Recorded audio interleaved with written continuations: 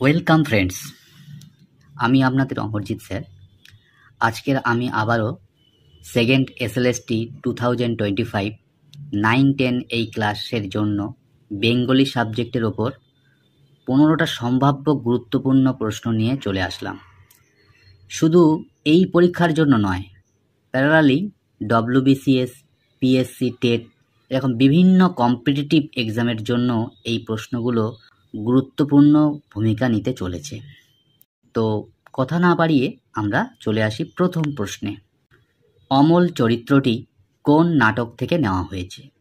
উত্তর হবে ডাকঘর।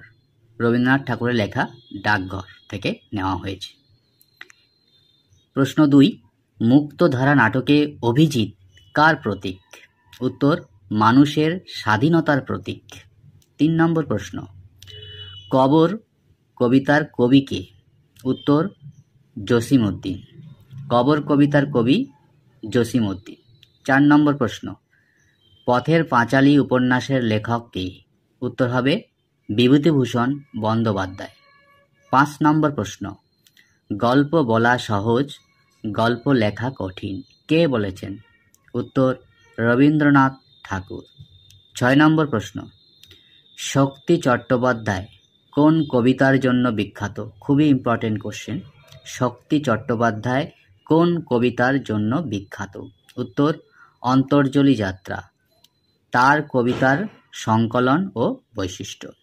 7 নম্বর প্রশ্ন, জীবনানন্দ দাশ এর একটি জনপ্রিয় কবিতার নাম লেখো। উত্তর বনলতা সেন। 8 নম্বর প্রশ্ন, বাংলা গদ্যের জনক কাকে বলা হয়? উত্তর হবে ঈশ্বরচন্দ্র বিদ্যাসাগর। ঈশ্বরচন্দ্র বিদ্যাসাগরকে বাংলা গদ্যের জনক বলা হয়।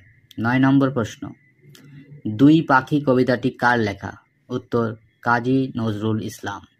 10 নম্বর প্রশ্ন, দেবদাস উপন্যাসের লেখক কে? উত্তর হবে শরৎচন্দ্র চট্টোপাধ্যায়। 11 নম্বর প্রশ্ন, বিদ্রোহী কবিতার প্রতিপাদ্য কি? উত্তর বিদ্রোহী মনোভাব ও সাম্যের আহ্বান। 12 নম্বর প্রশ্ন, মেঘনাদ বধ কাব্য কার লেখা? উত্তর মাইকেল মধুসূদন দত্ত। 13 নম্বর প্রশ্ন, অপরাজিতা শব্দের অর্থ কি? উত্তর হবে যে কখনো পরাজিত হয় না। 14 নম্বর প্রশ্ন, খুবই ইম্পর্টেন্ট, নম নম নম আমাদের চিরপুণ্যধাম কোন রচনার অংশ? উত্তর জীবনানন্দ দাশের